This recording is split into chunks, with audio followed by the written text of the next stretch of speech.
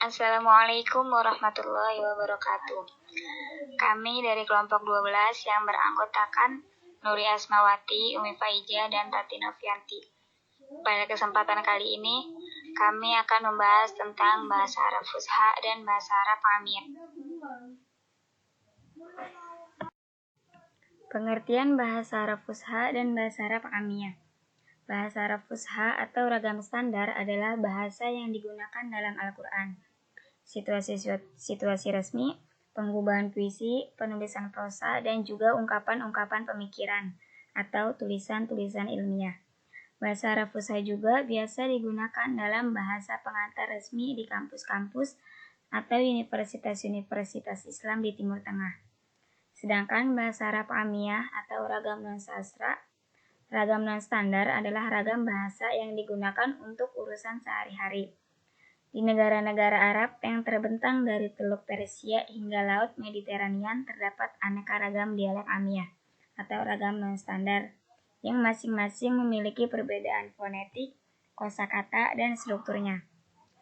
Dari penjelasan tersebut, dapat disimpulkan bahwasanya dalam negara Arab terdapat ragam yang berbeda dalam penggunaannya.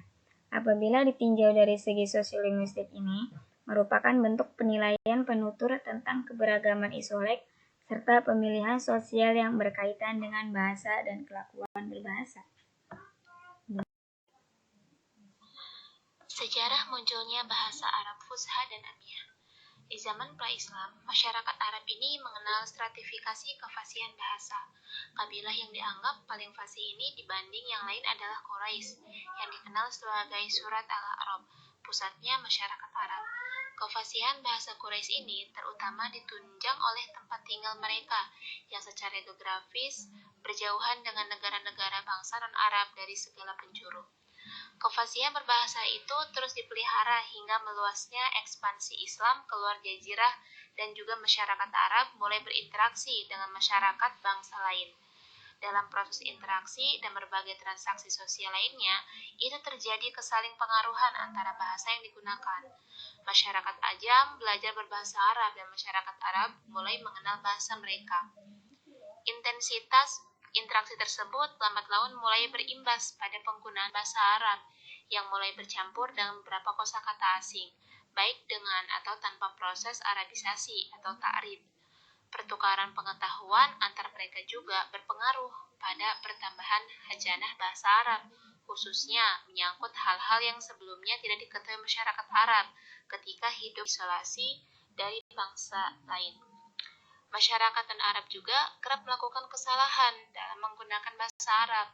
Fenomena ini kemudian makin meluas melalui transaksi sosial, misalnya dalam aktivitas ekonomi di pasar-pasar, terutama sejak abad ke-5 Hijriah.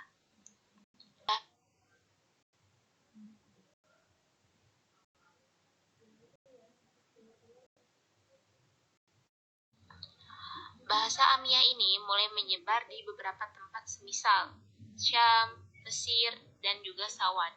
Di beberapa tempat itu, bahasa Arab Fusha sudah menerima kosakata serapan dari Persia, Romawi, Kiptiah, dan Nadbiyah dalam jumlah yang cukup besar.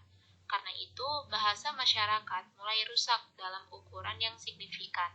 Masyarakat mulai mencampur adukan bahasa asli mereka dengan bahasa-bahasa serapan tanpa melakukan pemilihan. Di antara kosakata serapan yang paling banyak diambil adalah kata benda atau asma, sedangkan kata-kata adjektiva sedikit saja yang diadopsi.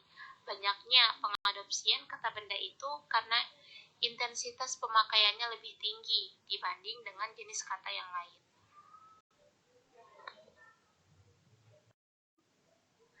Oke, baiklah, untuk yang selanjutnya saya akan menjelaskan dua pembahasan terakhir, yaitu tentang permasalahan yang muncul karena adanya dua ragam antara bahasa Arab dan Fusha dan faktor yang menyebabkan timbulnya di antara ragam. Adapun pembahasan pertama yakni tentang permasalahan yang muncul karena adanya perbedaan ragam bahasa, di mana permasalahannya itu ada satu pihak yang ingin bahasa Fusha itu dipakai dalam komunikasi setiap hari. Akan tetapi di pihak lain, ingin agar dalam berkomunikasi setiap hari itu tidak dibatasi dengan aturan-aturan tersebut. Nah, ini hal yang sangat rumit ya, karena bagaimanapun bahasa Arab Amiyah dan bahasa Arab Fusha itu berkontradiktif dalam kategori linguistik, di mana terlihat sangat berbeda ya dari aspek fonem, morfem, dan sintaksisnya. Sering kita dengar itu berbeda dari nahwu, sorof, dan sintaksisnya. Ini hal yang sangat rumit. Akan tetapi, walaupun di pihak yang ingin berkomunikasi setiap hari itu tanpa dibatasi dengan aturan-aturan tersebut, memang mencukupi akan standar Arab, tetapi dalam menulisnya mereka yang mengeluarkan struktur seperti itu banyak membuat kesalahan dalam penulisannya. Bahkan ada komplikasi yang sangat rumit di mana statement yang mengeluarkan atau pihak yang ingin berkomunikasi itu tanpa dibatasi akan hal seperti itu, mereka memutuskan untuk seorang penulis untuk menuliskan sastra mereka dalam versi bahasa sehari-hari. Bahkan para penulis biasanya mencampurkan bahasa sehari-hari dengan bahasa elemen-elemen standar. Nah, dan kita bisa melihat di sini bahwa dualisme bahasa ataupun dua ragam bahasa yang berbeda ini, berbeda dialek ini, dengan adanya bahasa Amiyah itu pasca perkembangannya karena adanya percampuran bahasa antara orang Arab asli dan Azam, ataupun Azam itu bisa kita dengar dengan orang non-Arab. Jadi adanya percampuran bahasa antara orang Arab asli dengan non-Arab gitu. Jadi fenomena dualisme ini sangat berpengaruh bagi masyarakat bangsa Arab yang jumlahnya mulai meningkat. Akan tetapi dengan adanya dualisme ataupun dua ragam bahasa yang beda ini tidak bisa kita salahkan ya gitu tuh. Karena bagaimanapun terjadinya itu karena adanya kreativitas manusia. Kemudian faktor yang menyebabkan timbulnya ragam bahasa Arab. Banyak faktor-faktor yang menyebabkan timbulnya ragam bahasa yang bersumber dari bahasa Fusha tersebut, dan perkembangannya yang terus-menerus dalam kosakata, gramatika, dan bunyi. Dalam filologi bahasa Arab halaman 51, diantaranya sebagai berikut, yaitu tersebarnya bahasa Arab ke daerah-daerah non-Arab, kemudian faktor sosial politik, faktor sosial psikologi, faktor geografi, faktor kebangsaan dan ras, perbedaan alat-alat suara antara satu bangsa dengan bangsa yang lain.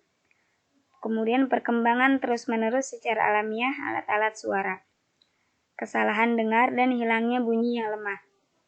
Letaknya bunyi dalam kata dan adanya saling pertukaran dan pergantian tempat antara bunyi sejenis yang dekat makhrajnya. Contoh-contoh perbedaan dialek Fusha dan Amiyah.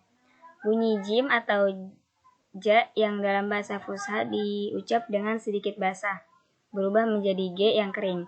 Sedangkan di Syria dan Maroko menjadi benar-benar basah, j.